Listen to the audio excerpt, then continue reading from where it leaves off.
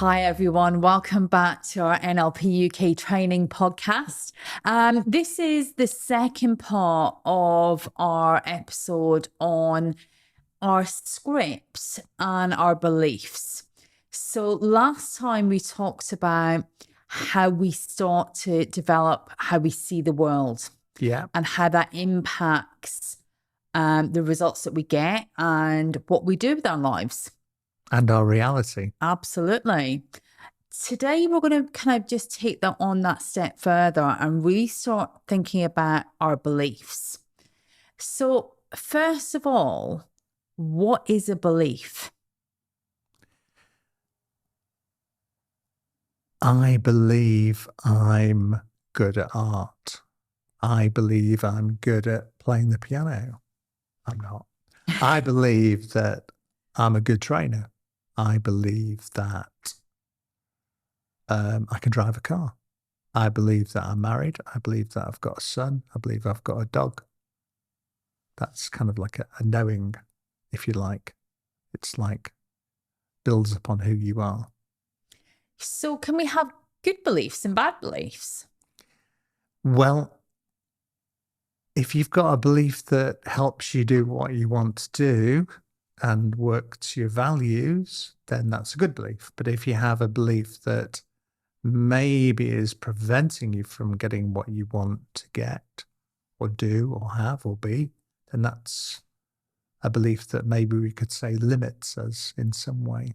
And beliefs aren't necessarily real, are they? They're just something that we believe to be true in this moment. The moon's made of cheese. Absolutely. We used to believe, I think we mentioned in our last episode that we used to believe that the sun came up every morning. But actually we now know that it's the earth that revolves around the sun, not the other way around. Yeah. So, things can We used to believe change. that to do a training course, it had to be in a room with coffee and cake. And a flip chart. And a flip chart and a screen. And that you'd have to travel to get there on a smelly train or through a traffic jam. We used to believe that. That was the reality. Now, you go and walk the dog, have some breakfast, go on, put your screen on, put your phone off, have a chat with people in the room before we start.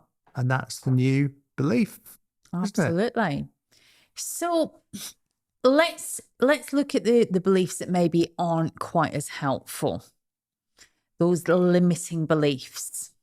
Well, before we do that, let's just talk about us.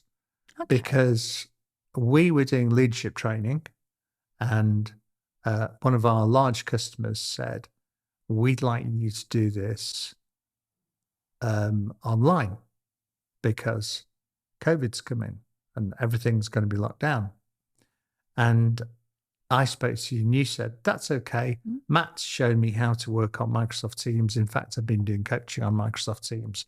So because Matt's reality was you can do this coaching in your conservatory office, that became your reality as well. Absolutely. But my reality was, well, we'll have to wait till hotels open up again, or we'll have to wait till the office opens up again before we can continue doing the NLP training.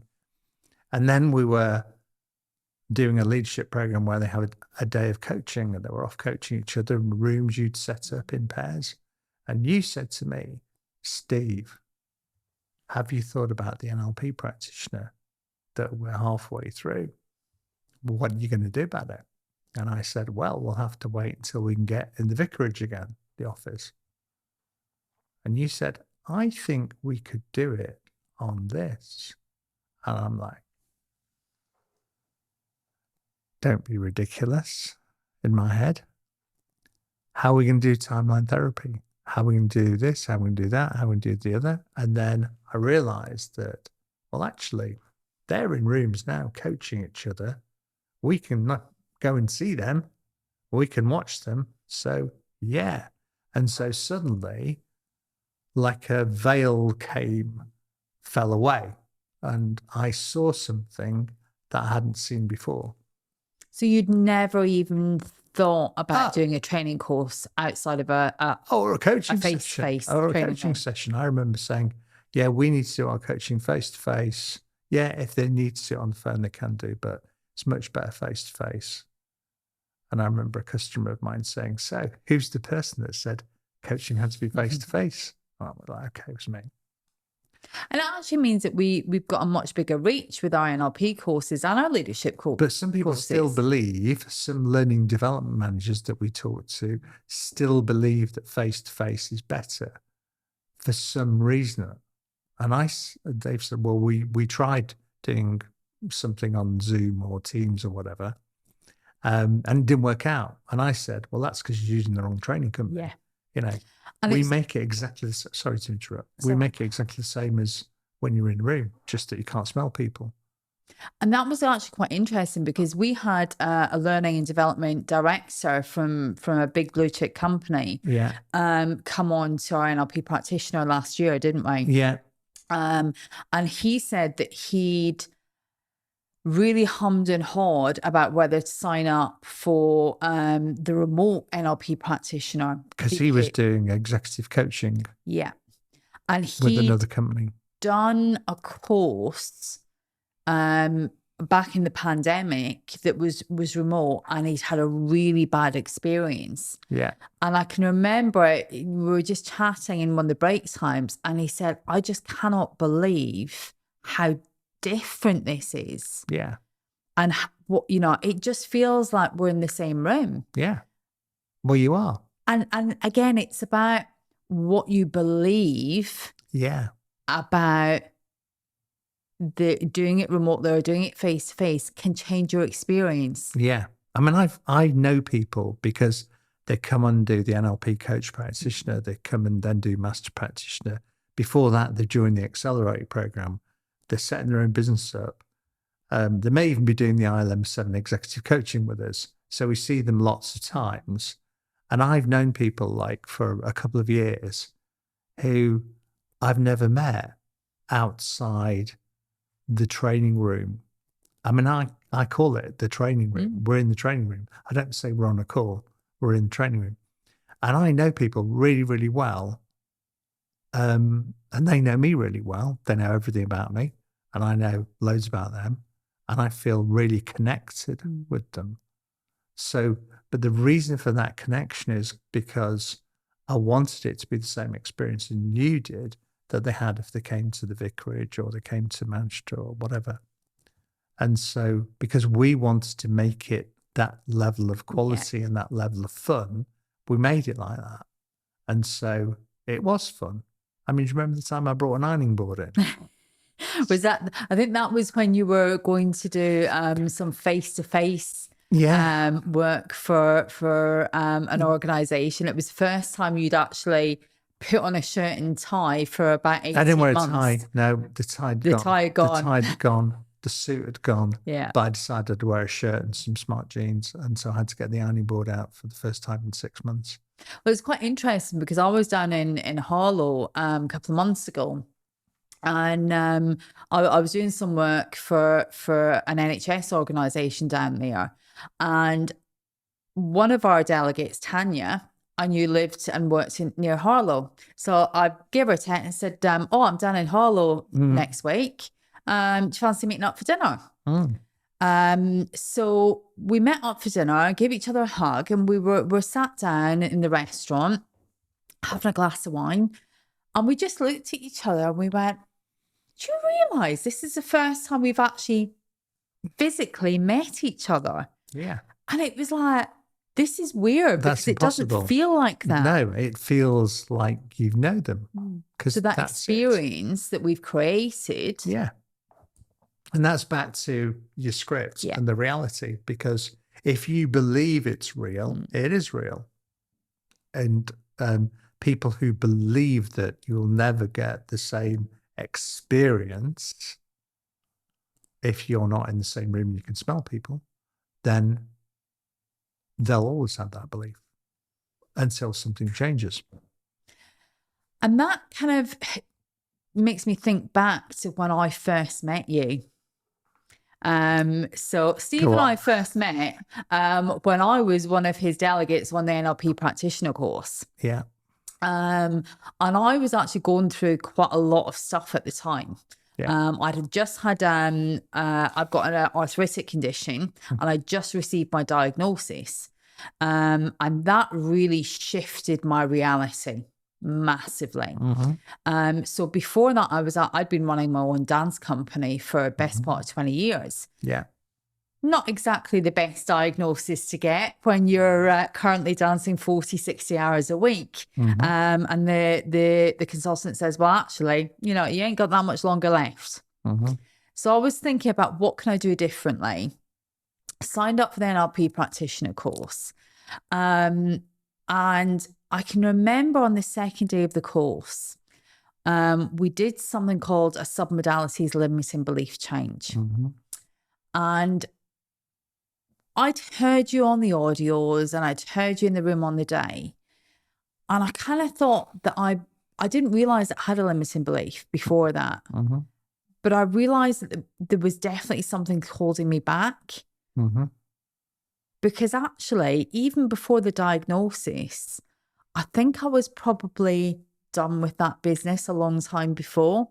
But I'd held on to it because I probably had a bit of an away from value of security. But there was something more than that. Right. So I'd heard you on the audios talking about, not being good enough. I thought, well, it must be that. Maybe that's what my limiting belief is. So that's what I went for on that submodalities limiting belief. And then we also gave it another kick in when we did the timeline therapy limiting belief change on the second week of the course. And I felt a real shift, but I still wasn't taking the action that I really wanted to take. I was still kind of holding myself back. And it wasn't until I got to Master Practitioner, I can remember doing my breakthrough day. And what popped up during the breakthrough day was, I'm not worthy. Right. And I can remember feeling it in my gut. I got a real, almost kind of sat back on my heels kind of feeling.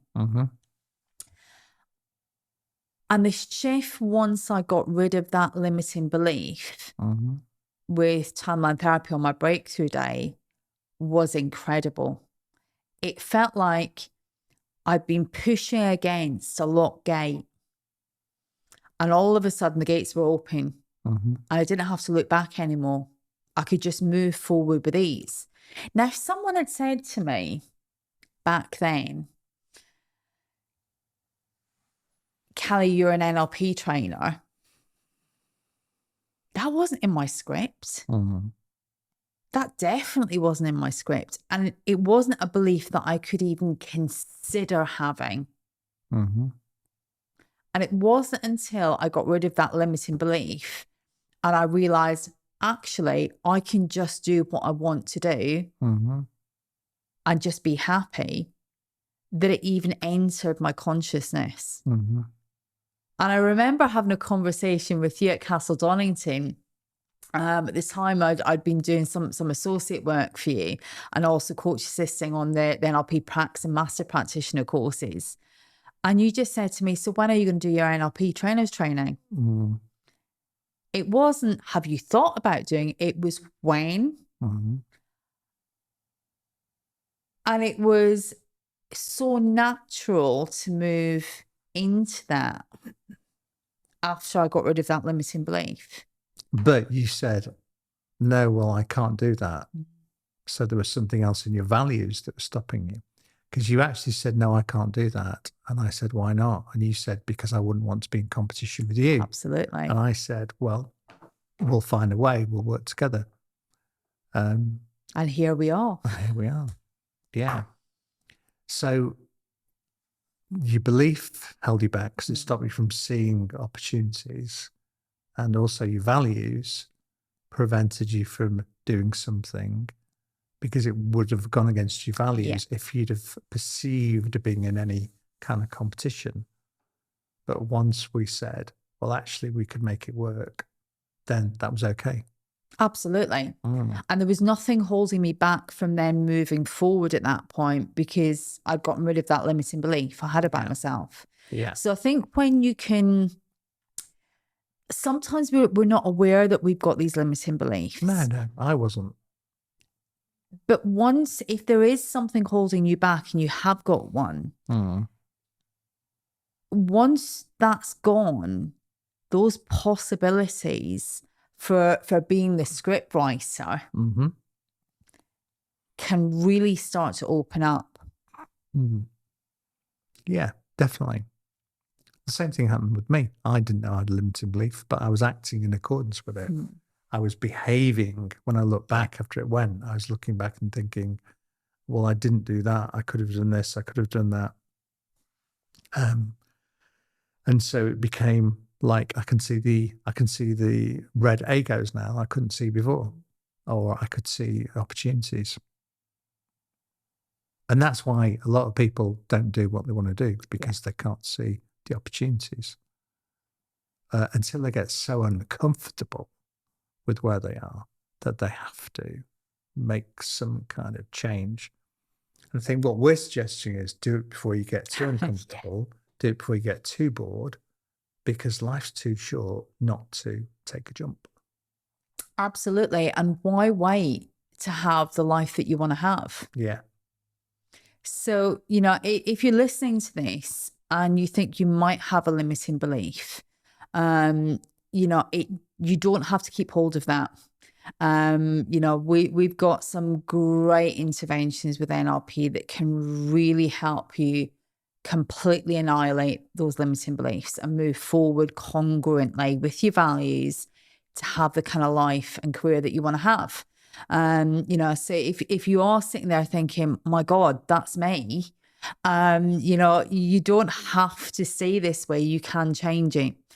So please get in touch with us, get in touch with us, Steve or myself, go onto our website, have a look at what we can do to help you. Just have a chat. That's what we're here to do.